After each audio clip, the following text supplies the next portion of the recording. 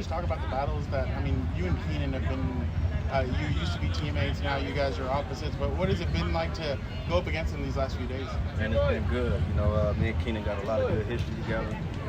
Love to have a battle with him each and every time. You know, we train in the offseason together. But yeah, it was good work to go out there and go get some games. Do you feel like he's one of the best receivers in the league? Yeah, absolutely. I mean, he's been like that since he stepped foot in the league. I think he got one of the best releases in the game. And yeah, definitely one of those top receivers in the league. Jason, what's it been like just being back around this organization and seeing old faces and all? No, it's been good. I always had love for this organization, the city, the fans, the whole 9 yards. You know, me and Tom Telesco got a great relationship, still talk. So it was good to be out here, see old faces, and some of the guys that I used to play with. Jason, when you're training with Keenan and those guys, are you right there here in this area? Yeah, we train out here in Orange County. Oh, okay. Like OCC or? Yeah, right here in Costa Mesa, a little spot called Proactive. We train in both up here. Then when you do your field work, you do it in Proactive as well? Yeah. You had one of your best years last year, coming off of a couple of down years. What would you attribute that to? What do you attribute that to? Well, I mean, I think the Niners obviously, helped me get back through all the injuries that I went through. The strength coaches, the training staff, and just being able to grind, and then going into this past off season, healthy, coming off of the year that I had last year, just trying to capitalize on everything that I did last season. How do you feel like you've grown in the last few years from the injuries to now, again, regaining being one of the better corners in the league? It was a process, just a process. I happened to battle through all the injuries that I had, but just being able to persevere through it all gave me a lot of confidence to go forward. What helped you persevere through that time? Being around family, having the support, and just knowing that I can get through anything, as long as I put my mind to it, and just trying to do everything I can to take care of my body. How impressed were you today how impressed have you been the last few days with Justin? Oh, he's been good. I thought he was a solid quarterback last year. The guy that doesn't make a lot of mistakes, and definitely on the rise of being one of the top quarterbacks. Did Commodore have a big chance to go up against Keenan? If so, what was that kind of learning process? I mean, I haven't asked him what it was like. I know it was a challenge, like I said, because Keenan's one of the best. But those two young guys, man, they let it compete. And as young corners and being a vet myself and seeing young guys who like to compete, the sky's the limit.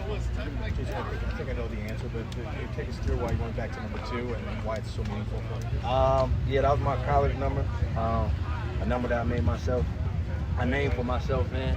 And, once I had the opportunity to be able to go back, it was a no-brainer. Being back in the Bay. Did you wear that at San Francisco too? Okay. Why did you go to 2 this year? I mean, 2 was just given to me. Like I said, I made a name for it, so I stuck to right back there. Being back in the Bay, you feel like home, being more comfortable? Oh, yeah.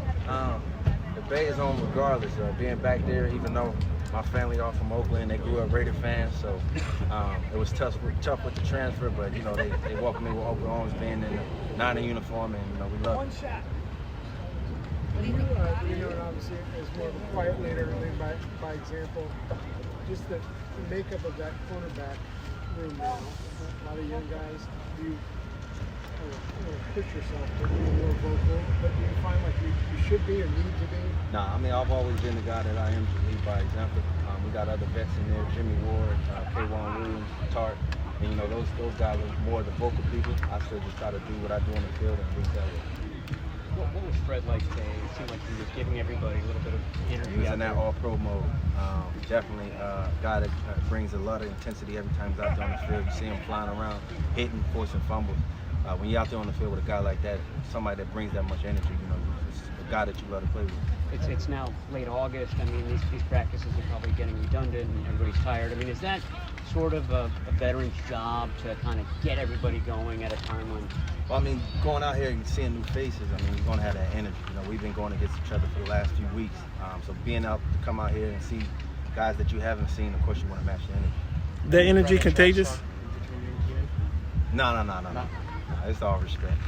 Is that energy contagious? Like when you see Fred out there doing his thing? Yeah, for sure.